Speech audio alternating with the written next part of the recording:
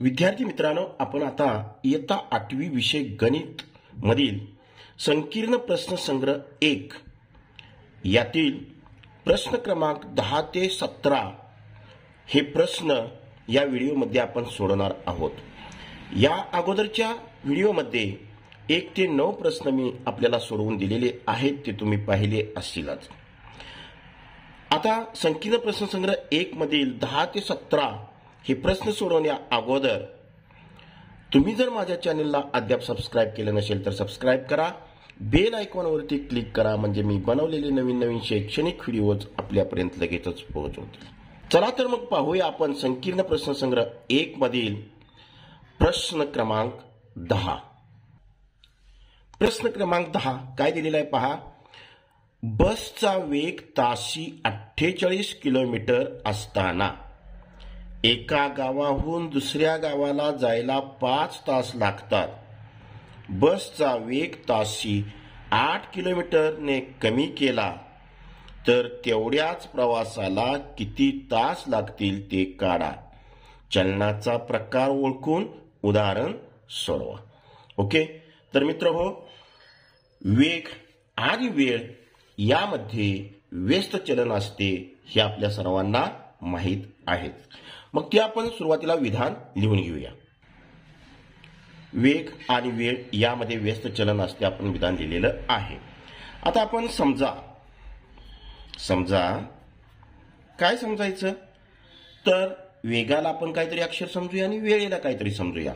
समजा वेग बरोबर v आणि वेळ बरोबर t आहे, असं आपण समजलं। आता वेग आणि वेळ यामध्ये व्यस्त चलन आहे। चिन्हाचा उपयोग करून आणि यादी आपण मानलेल्या अक्षरांचा उपयोग करून ते विधान आपण लिहूया। म्हणूनच v व्यस्त चलनात t। ओके, म्हणूनच याच्यावरून आपल्याला v गुणिले t बरोबर k असं समीकरण लिहिता येतं। आणि त्याला आपण म्हणतो k ला काय म्हणतो, k चलनाचा काय आहे, स्थिरांक। k चलनाचा स्थिरांक। ओके, हा। आता यानंतर बघा, जेव्हा वेग 48 किलोमीटर ताशी असतो तेव्हा त्या गावाला पोहोचण्यासाठी आपल्याला 5 तास लागतात। म्हणजे या ठिकाणी v ची किंमत आपल्याला 48 किलोमीटर असते तेव्हा वेळ लागतो किती, 5 तास हे दिलेलं आहे। त्याच्यावरून आपण स्थिरांकाची किंमत काढून घ्यावी लागते। तर ठीक आहे, ते आपण लिहून घेऊया। जेव्हा v बरोबर 48, वेग 48, तेव्हा t म्हणजे वेळ 5 तास हे आपल्याला माहिती आहे असताना आपण आता k चा म्हणजे स्थिरांक काढून घेणार आहे। v ची किंमत आपण 48 ठेवली गुणिले t 5 आहे बरोबर k। म्हणून k बरोबर आपण 48 आणि 5 चा गुणाकार केल्यानंतर आपल्याला 240 मिळतं। 48 पंचे 240। आता k स्थिरांक आपल्याला मिळालेला आहे। मग काय करायला लागतं, आपल्याला चलनाचं समीकरण सुरुवातीला लिहावं लागतं। म्हणून चलनाचे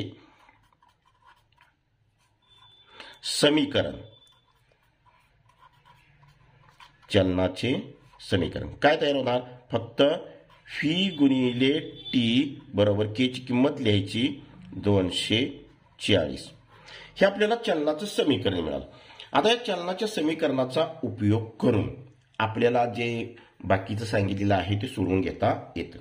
आता बसचा वेग ताशी 8 किलोमीटरनं कमी केलेला आहे, म्हणजेच वेग काय होणार, आता सुरुवातीचा आपला 48 किलोमीटर होता, त्याच्यातून 8 किलोमीटर कमी केला वेग, म्हणजेच तो किती होणार आहे, 40 किलोमीटर पर तास केलेला आहे। ते आपण आता विधान या ठिकाणी लिहून घेऊया। बसचा वेग ताशी 8 किलोमीटरने कमी केला, म्हणजेच वेग वेग व्ही बरोबर काय होणार 48 वजा 8 बरोबर 40 किलोमीटर पर तास केला. ओके, असा वेग पुन्हा केलेला आहे. आता या ठिकाणी व्हीची किंमत काय मिळाली व्ही बरोबर 40 असताना म्हणजे हा वेग झाला असताना त्या गावाला पोहोचण्यासाठी किती वेळ लागेल म्हणजे टी बरोबर किती हे काढायला सांगितले. आता हे काढण्यासाठी आपण काय करणार चलनाचं समीकरण लिहून घेणार. चलनाचं समीकरण व्ही गुणिले टी बरोबर 240 आपल्याला मिळालेलं आहे. आता याच्यामध्ये फक्त व्हीची किंमत 40 आहे ती ठेवायची गुणिले टी बरोबर 240. ओके, म्हणून टी बरोबर 240 भागिले काय होणार 40 आणि म्हणूनच टी बरोबर 240 ला 40 न भागल्यानंतर आपल्याला मिळतं 6 तास. ओके, म्हणजेच त्या गावाला ताशी 8 किलोमीटरने वेग कमी केल्यानंतर पोहोचण्यासाठी किती तास लागतील तर 6 तास लागतील. ओके, अशा पद्धतीने 10वं उदाहरण या ठिकाणी संपलेलं आहे. लगेचच पाहूया आपण आता पुढचा प्रश्न क्रमांक 11. त्रिकोण ABCच्या रेख AD व रेख BE या मध्यगा आहेत. G हा मध्यगा संपात बिंदू आहे. जर लांबी AG बरोबर 5 सेमी तर लांबी GD बरोबर किती आणि जर लांबी GE बरोबर 2 सेमी तर लांबी BE बरोबर किती हे आपल्याला काढायला सांगितलेलं आहे. मित्रहो, हे उदाहरण सोडवण्याच्या अगोदर आपल्याला त्रिकोण ABCची एक कच्ची आकृती काढून घ्यायला पाहिजे आणि त्या आकृतीमध्ये रेख AD आणि रेख BE या दोन्ही मध्यगा दाखवून घेऊन G हा मध्यगा संपात बिंदू आपण दाखवून घेऊया. सुरुवातीला आपण आकृती काढूया. आपण या ठिकाणी त्रिकोण ABC काढलेला आहे. मध्यगा AD आणि BE काढलेले आहेत. मध्यगा संपात बिंदू आपण G अक्षराने या ठिकाणी दाखवलेला आहे. ओके, आता या ठिकाणी आपल्याला लांबी AG किती दिलेली आहे ही 5 दिलेली आहे AG आणि काढाय काय सांगितली लांबी GD. त्याचबरोबर लांबी GE दिली आपल्याला म्हणजे GE ही दिलेली आहे 2 सेंटीमीटर आणि आपल्याला BE ची लांबी काढायला सांगितलेली आहे. मित्र, आपल्याला एक गुणधर्म माहिती आहे. मध्यगा संपात बिंदूमुळे प्रत्येक मध्यगेचे 2:1 या गुणोत्तरात विभाजन होते. तो गुणधर्म आपण सुरुवातीला लिहून घेऊया. ते विधान आपण या ठिकाणी आता लिहिलेलं आहे. मध्यगा संपात बिंदूमुळे प्रत्येक मध्यगेचे 2:1 या गुणोत्तरात विभाजन होते. आता आपल्याला लांबी AG दिलेली आहे 5 आणि GD काढायला सांगितलेली आहे. आता AG GD हे जर गुणोत्तर आपण पाहिलं तर AG आणि GD याच्यामध्ये 2:1 असं आपल्याला विभाजन या ठिकाणी पाहायला मिळतं. म्हणजे AG हे 2 भाग आहेत, GD हा 1 भाग आहे. म्हणजे GD म्हणजेच काय तर AGच्या निम्म. म्हणून लांबी GD बरोबर निम्म म्हणजे हाफ लांबी AG. ओके, बरोबर 1/2 गुणिले AG ची लांबी दिलेली आहे 5 बरोबर 5 भागिले 2 म्हणजेच निम्म 2.5 येतं. म्हणजेच लांबी GD आपल्याला किती मिळाली तर 2.5 सेंटीमीटर. GD ची लांबी आपल्याला मिळाली 2.5 सेंटीमीटर. आता आपण लांबी GE दिलेली आहे 2 सेंटीमीटर आणि काढायला सांगितलेली आहे BE ची लांबी. ती आता पाहूया. इथं सुद्धा आता BG's GE 2:1 BE ची लांबी काढण्यासाठी आपल्याला GE माहिती आहे पण BG माहिती नाही. BG ची लांबी आपण आता सुरुवातीला काढून घेऊया. आता BG कशी असणार तर GE च्या दुप्पट. येथे लांबी BG बरोबर दुप्पट लांबी जीई बरोबर 2 गुणिले जी ची लांबी 2 आहे बरोबर 2 दुनी 4 सेंटीमीटर. हे काय मिळालं आपल्याला तर लांबी बीजी मिळाली. आता आपल्याला लांबी बी काढायला सांगितले म्हणून लांबी बीई बरोबर काय होणार आता बीजी आणि जीईची बेरीज होणार लांबी बीजी अधिक लांबी जीई बरोबर बीजीची लांबी आपण काढलेली आहे 4 अधिक जीची लांबी आहे 2 बरोबर 4 आणि 2 6 सेंटीमीटर 6 सेंटीमीटर. म्हणून लांबी बी पण आपल्याला मिळाली या ठिकाणी 6 सेंटीमीटर. ओके अशा पद्धतीनं हा आपला 11वा प्रश्न या ठिकाणी सोडवून झालेला आहे. लगेचच पाहूया आपण आता पुढचा प्रश्न. प्रश्न 12वा खालील परिमेय संख्या दशांश स्वरूपात लिहा. एकूण 4 परिमेय संख्या लिहिलेल्या आहेत. सुरुवातीला आपण घेऊया पहिली काय दिलेली आहे 8/13. आता आपण भागाकाराची उभी मांडणी माहिती आहे आपल्याला त्या पद्धतीनं सुरुवातीला आपण 8 भागिले 13 आता भाज्य 8 आहे हे भाजकापेक्षा लहान असल्या कारणाने इथं भाग लागत नाही म्हणजे आपण भाग कितीचा लावायचा 0चा. ओके 13 0 0 वजाबाकी केल्यानंतर 8 बाकी उरते. ओके आता पुढे आपल्याला 0 घ्यायचा इथं 0 घेतल्यानंतर इथं आला पॉइंट. आता पुढचा भाग कितीचा लागतोय बघा 13/78 वजाबाकी केल्यानंतर बाकी या ठिकाणी 2 उरते. त्याच्यावरती आपण घेतलं 0 13 1 13 वजाबाकी केली 7 आली बाकी त्याच्यावरती आपण 0 घेतलं 70 झालं.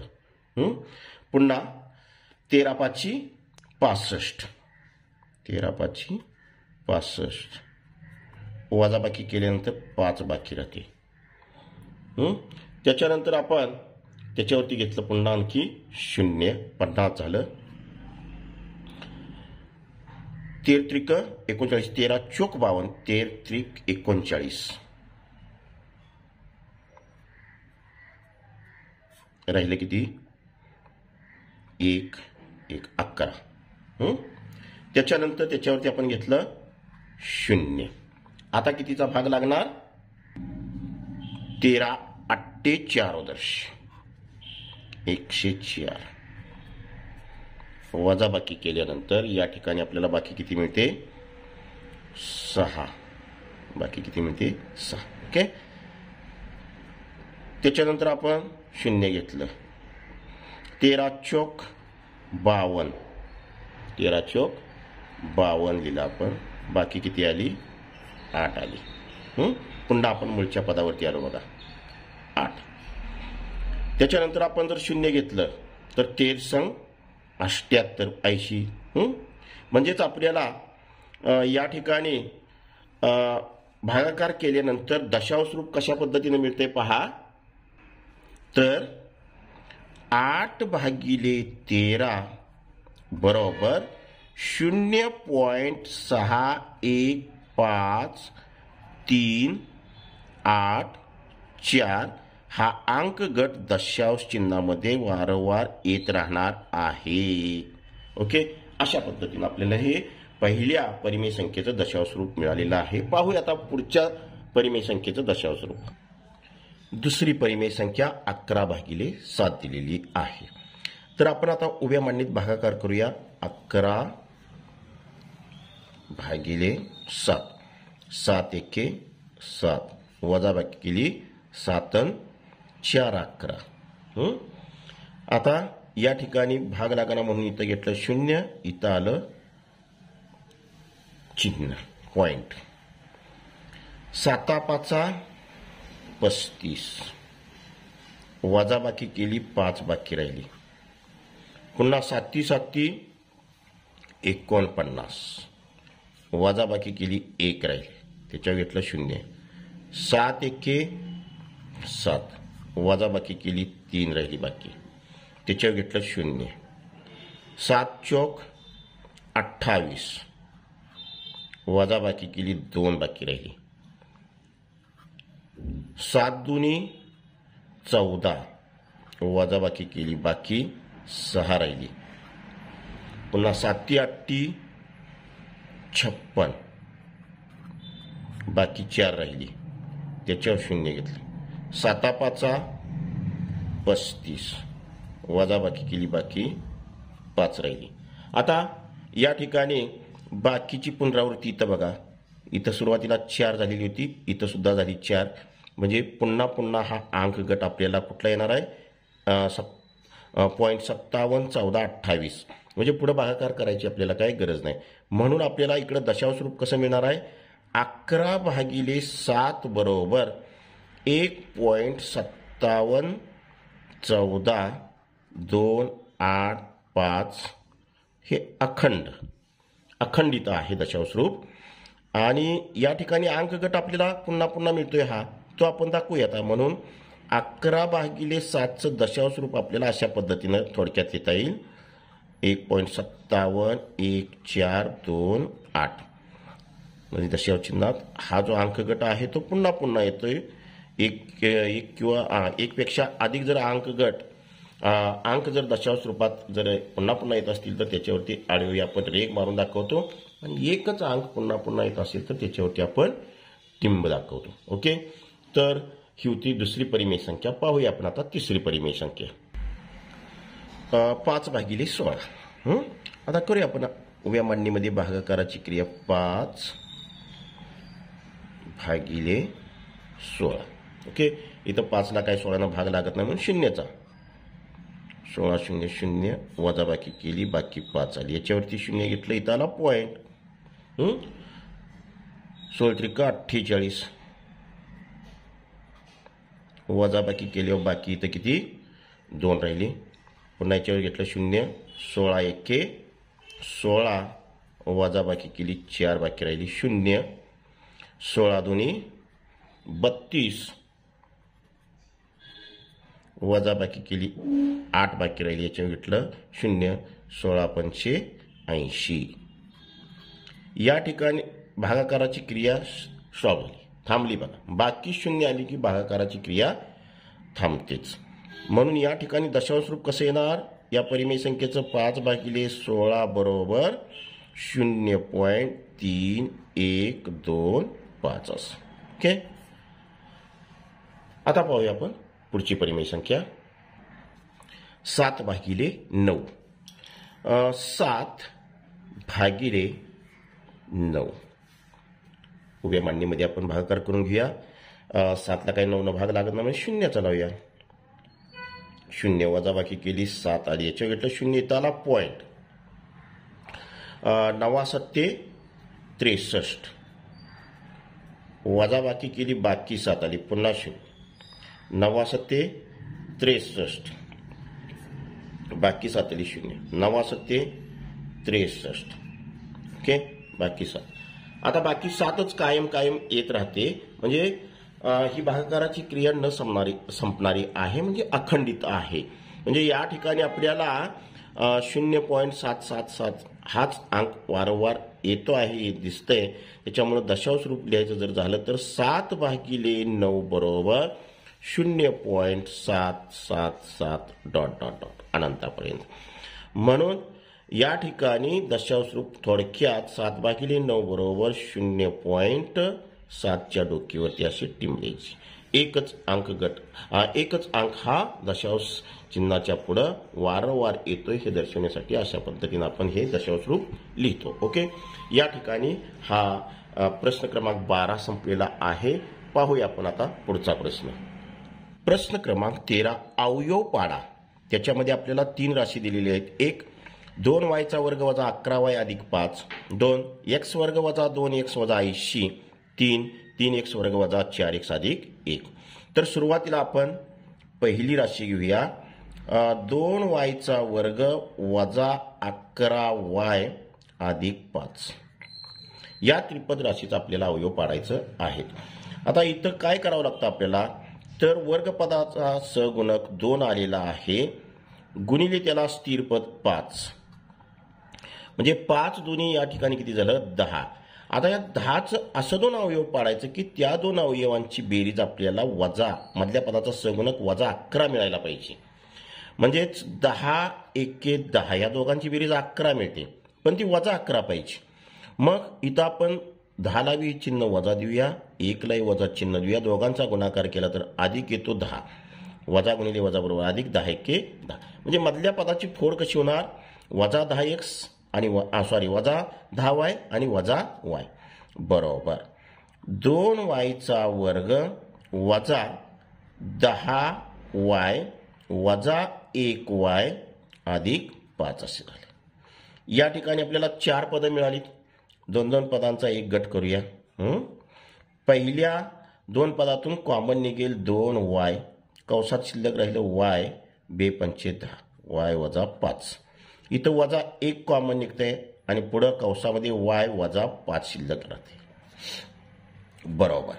दोघांच्यातून कॉमन y वजा 5 निघालं आणि उरलेलं दुसऱ्या कंसात लिहायचं, म्हणजे 2y वजा 1. हे झाले या दिलेल्या राशीचे 2 अवयव. ओके, पाहूया आपण आता पुढच्या राशीचे अवयव.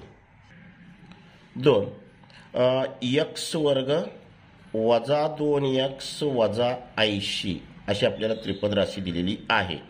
इथं आता वर्गपदाचा सगुणक 1 आहे, 1 गुणिले वजा 80 म्हणजे वजा 80 आपल्याला हा गुणाकार मिळतो. मग वजा 80चं असं 2 अवयव मिळवायचं की त्या 2 अवयवांची बेरीज आपल्याला वजा 2 मिळायला पाहिजे. म्हणजेच इथं वजा संख्या असेल त्यावेळी जे अवयव आपण मिळवणार आहे त्यांच्यामधला फरक आपल्याला मधल्या पदाचा सगुणक म्हणजे 2 मिळायला पाहिजे, म्हणजे 10 8 80. फक्त आता या ठिकाणी हे वजा जे चिन्ह आहे ते द्यायचं कोणाला, तर मधल्या पदाचा सगुणक वजा असेल तर मोठ्या संख्येला वजा, अधिक असेल तर छोट्या संख्येला वजा, असं करायचं बरोबर. आता इथं x वर्ग वजा 10x अधिक 8x वजा 80 पुढे लिहायचं. इथं आपल्याला 4 पदं मिळाली, दोघांचा गट. इथं कॉमन निघतंय x, कंसात शिल्लक राहिलं इथं x वजा 10. इथं अधिक 8 कॉमन निघतंय, कंसात शिल्लक राहतंय x वजा 10 8 80 10 बरोबर. या दोघांच्यातून कॉमन निघालं x वजा 10 आणि उरलेलं जे आहे ते हे x आणि अधिक 8 हे पुढच्या कंसात. हे झाले 2 अवयव. पाहूया आपण पुढची राशी. 3x वर्ग वजा 4x अधिक 1 अशी आपल्या त्रिपद राशी दिलेली आहे. यामध्ये वर्गपदाचा सगुणक 3 आहे, गुणिले स्थिर पद 1 आहे, दोघांचा गुणाकार 3 एके 3. ह्या 3चा असं 2 अवयव पाडायचं की त्या 2 अवयवांची बेरीज आपल्याला वजा 4 मिळायला पाहिजे, म्हणजे 3 एके 3, दोघांची बेरीज 4 येते, मात्र वजा पाहिजे. मग या ठिकाणी वजा 3 आणि वजा 1 होणार बरोबर. 3x वर्ग वजा 3x वजा 1x अधिक 1.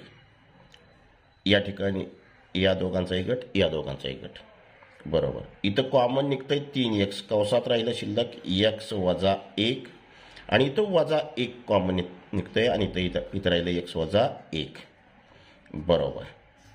कॉमन x वजा 1 निघाला साधारण अवयव आणि उरलेलं 3x आणि वजा 1 पुढच्या कंसात झाले हे 2 अवयव.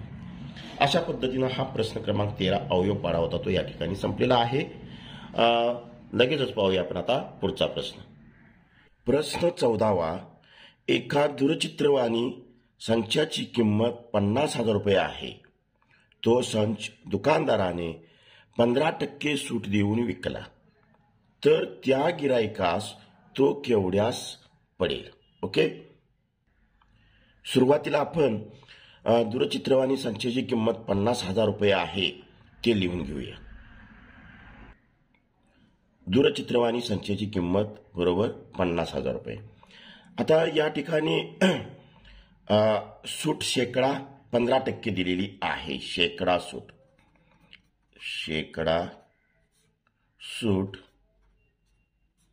बरोबर 15%. आता सूट काढून घ्या. सुरुवातीला आपण सूट बरोबर 50,000 रुपये किमतीवरती शेकडा 15% सूट दिलेली आहे ती आपण काढायची. मग सूट बरोबर काय होणार? 50,000 गुणिले 15% सूट म्हणजेच 15/100. या ठिकाणी हे 2 शून्य या 2 शून्याला गेले बरोबर 15×5 = 75 म्हणजे 7,500 रुपये एवढी काय केली सूट मिळाली. मग आता सूट दिल्यानंतर हा संच किती रुपयाला विकला म्हणजे विक्री किंमत. म्हणून विक्री किंमत बरोबर आपल्याला माहिती आहे छापील किंमत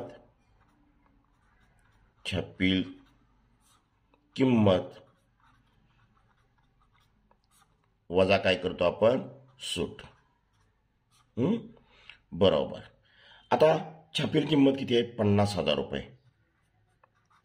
50,000 रुपये वजा सूट दिलेली आहे 7,500 रुपये. वजाबाकी केल्यानंतर आपल्याला मिळतं 42,500 रुपये. ओके. म्हणजेच तो संच गिरायकास किती रुपयास पडला. म्हणून गिरायकास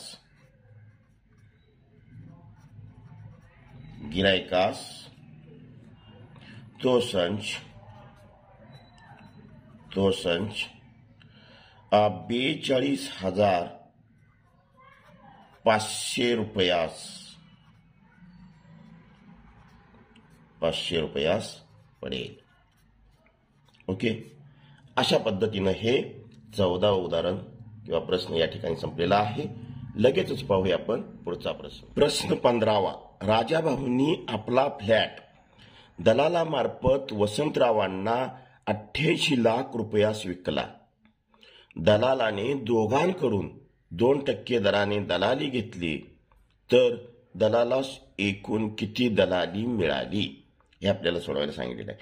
सुरुवातीला फ्लॅटची जी किंमत आहे ती लिहून घेऊया आपण.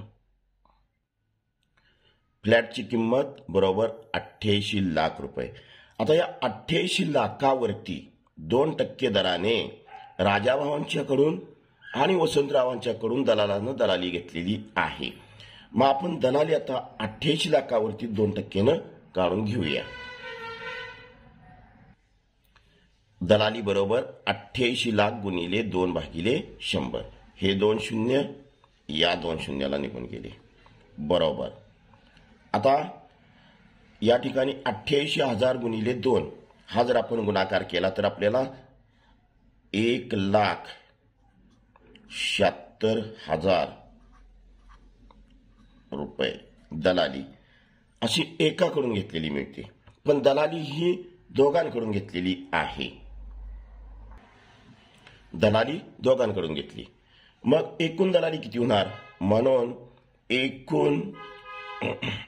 एकूण दलाली बरोबर एकाकडून 1,76,000 रुपये घेतली अधिक दुसऱ्याकडून घेतलेली सुद्धा 1,02% 1,76,000 रुपयेच असते. या दोघांची जर बेरीज केली तर आपल्याला 0,0,0,2 ह्याच्या 1 14 15 5 ह्याच्याला 1 3 3,52,000 रुपये. 3,52,000. मग दलालास एकूण मिळालेली दलाली म्हणून दलालास एकूण 3,52,000 रुपये दलाली मिळाली दोघांच्याकडली. एकूण किती दलाली मिळाली?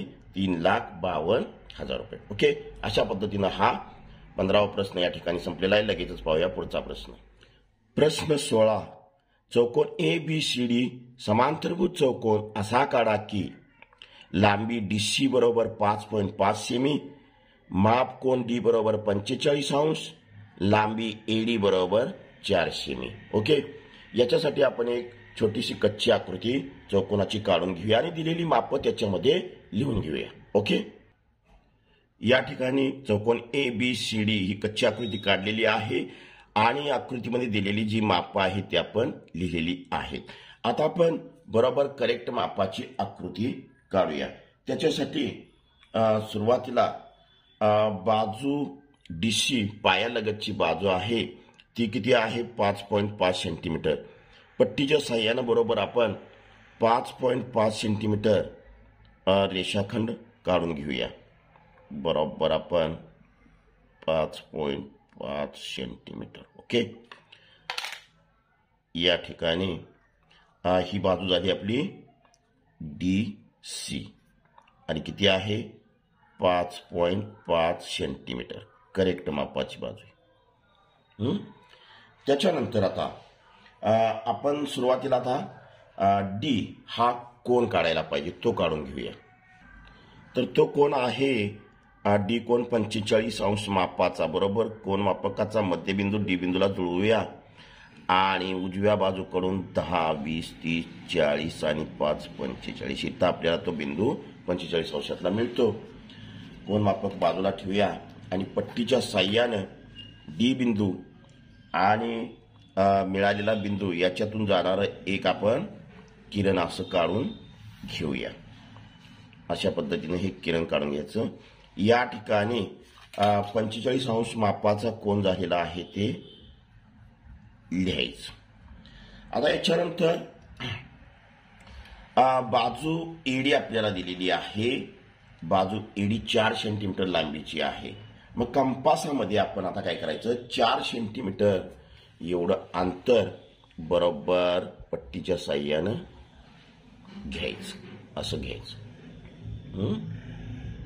4 सेंटीमीटर आणि ADचं अंतर माहिती, ADचं अंतर 4 सेंटीमीटर आहे. याच्यातला D बिंदू माहिती आहे, त्याच्यावरती कंपासाचं टोक ठेवायचं. काढलेला किरण आहे त्याला छेदेला असा एक कंस आखून घ्यायचा आणि हा कंस काढून घेतल्यानंतर तो जो बिंदू मिळतो त्याला आपण म्हणतो A बिंदू. या ठिकाणी आपल्याला A बिंदू मिळालेला आहे. आता ADचं जेवढं अंतर आहे तेवढंच BC या बाजूचं अंतर असतं, कारण का हा समांतरभुज चौकोन आहे.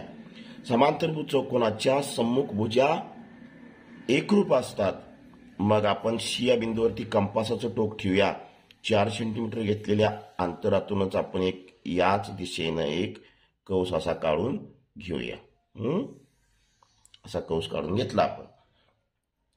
त्याच्यानंतर DC ही जी बाजू आहे तेवढं अंतर पुन्हा आपण कंपासात घ्यायचं. ओके, आणि नंतर A बिंदूवरती कंपासाचं टोक ठेवायचं आणि पुढे काढलेला कंस आहे त्याला छेदेला असा एक दुसरा कंस असा आखून घ्यायचा आणि हे दोन कंस काढून घेतल्यानंतर या ठिकाणी आपल्याला एक छेदन बिंदू मिळतो. या ठिकाणी हा छेदन बिंदू मिळतो, तो म्हणजे आपला B बिंदू या ठिकाणी आपल्याला मिळालेला आहे. ओके, आता काय करायचं? पट्टीच्या साह्यानं B आणि C बिंदू जोडून घ्यायचा. बरोबर पट्टीच्या साह्यानं B आणि C जोडा. त्याचबरोबर A आणि B बिंदू सुद्धा पट्टीच्या साह्यानं जोडून घेऊया. हा झाला आपला करेक्ट मापाचा समांतरभुज चौकोन AD 4 सेंटीमीटर. ओके, तर अशा पद्धतीनं हा जो प्रश्न 16वा होता तो या ठिकाणी संपलेला आहे. लगेचच पाहूया आपण पुढचा प्रश्न. प्रश्न 17वा. आकृतीत रेषा L समांतर रेषा M. बघा, रेषा L आणि रेषा M ह्या समांतर दिलेल्या आहेत. तसेच रेषा P समांतर रेषा Q, P आणि Q या सुद्धा समांतर दिलेल्या आहेत. यावरून कोन ए, कोन बी, कोन सी, कोन डी ची मापे काढा. कोन ए, कोन बी, कोन सी आणि कोन डी यांची आपल्याला मापं काढायला सांगितलेली आहेत. ओके. समांतर रेषांना एका छेदिकेनं छेदल्यानंतर तयार होणारे संगत कोन असतील एकरूप असतात. त्याचबरोबर वितक्रम कोन, आंतरवितक्रम कोन, बाह्य वितक्रम कोन एकरूप असतात आणि आंतरकोन पूरक असतात. ही गुणधर्म आपण अभ्यासलेली आहेत. याच्यावरतीच आधारित हे उदाहरण आहे. ओके. तर याच्यामध्ये आपल्याला या कोनांची मापं काढायला सांगितलेली आहेत.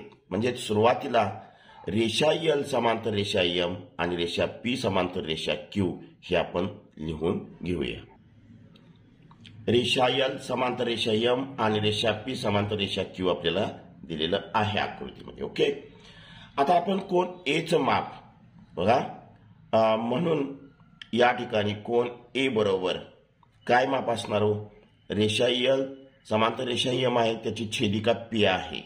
दोन समांतर रेषाने एका छेदिकेने छेदल्यानंतर संगत कोन एकरूप मिळतात. म्हणजेच कोन ए बरोबर आपल्याला 78 अंश हे माप मिळतं. 78 अंश कोन ए चं माप आपल्याला मिळालं. याचं कारण काय? तर संगत कोन. संगत कोन एकरूप असतात. हे आपण या ठिकाणी कारण त्याचं लिहूया. ओके. त्याच्यानंतर आता बी कोनाचं माप काढूया. आता कोन ए आणि कोन बी रेषा पी आणि रेषा क्यू समांतर आहेत. त्यांची रेषा एम ही छेदिका आहे. त्यामुळे तयार झालेले हे वितक्रम कोन कसे असतात? एकरूप असतात. कोन ए बरोबर कोन बी का? तर वितक्रम कोन आहेत. वितक्रम कोन समान मापाचे असतात म्हणून आपण डायरेक्ट लिहिलं. मग याच्यातलं आपल्याला कोन ए चं माप माहिती आहे. म्हणजे कोन बी चं माप किती? 78. म्हणून कोन बी बरोबर सुद्धा 78 अंश मिळालं बघा. ओके. आता त्याच्यानंतर आपण लगेचच काढता येईल माप कुठलं? तर कोन डी चं माप काढता येईल. का? कोन बी चा विरुद्ध कोन डी आहे. कोन बी बरोबर कोन डी. याचं कारण आहे विरुद्ध कोन. ओके. विरुद्ध कोन समान मापाचे असतात. मग या ठिकाणी आपल्याला कोन बी चं माप माहिती आहे. किती आहे ते? 78. म्हणजे कोन डी चं माप किती? 78. म्हणून कोन डी बरोबर 78 अंश. ओके. आता कुठल्या कोणाचं माप राहिलं? तर कोन शीच. कोन सी आणि कोन डीचा आपण संबंध घेऊया. हे आंतरकोन आहेत. दोन समांतर रेषांना एका छेदिकेने छेदल्यानंतर तयार होणारी आंतरकोनाची जोडी ही पूरक असते. म्हणजे या दोन कोनांच्या मापांची बेरीज 180 अंश असते. तो गुणधर्म वापरून आपण काय करूया? लिहूया.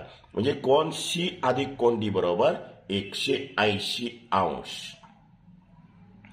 कोन सी अधिक कोन डी बरोबर 180 अंश. याचं कारण काय लिहू शकतो आपण? आंतरकोन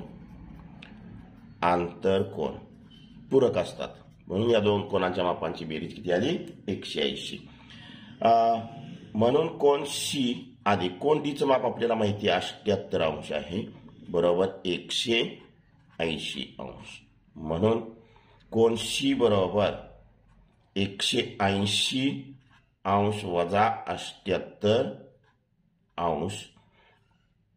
म्हणून कोन सी बरोबर 180 मधून 78 गेले 102 अंश मिळाले. हे झालं कोन सी चं माप. लक्षात आलं तुमच्या? डी चं माप, बी चं माप, ए चं माप सगळ्या कोनांची आपण या ठिकाणी माप काढलेली आहेत. ही तुम्हाला समजली असतील. ओके. तर या ठिकाणी हा जो संकीर्ण प्रश्नसंग्रह 1 होता तो पूर्णपणे संपलेला आहे आणि याच्यामध्ये असणारी 17 शेवटचं उदाहरण जे 17 होतं तेही संपलेलं आहे. हा पूर्णपणे संकीर्ण प्रश्नसंग्रह तुम्हाला समजला असेल असं मी गृहीत धरतो. आपण या ठिकाणी थांबूया. हा व्हिडिओ आवडल्यास लाईक करा, शेअर करा, सबस्क्राईब करा. पुन्हा भेटू आपण अशाच प्रकारच्या नवीन शैक्षणिक व्हिडिओमध्ये. तोपर्यंत सर्वांना धन्यवाद.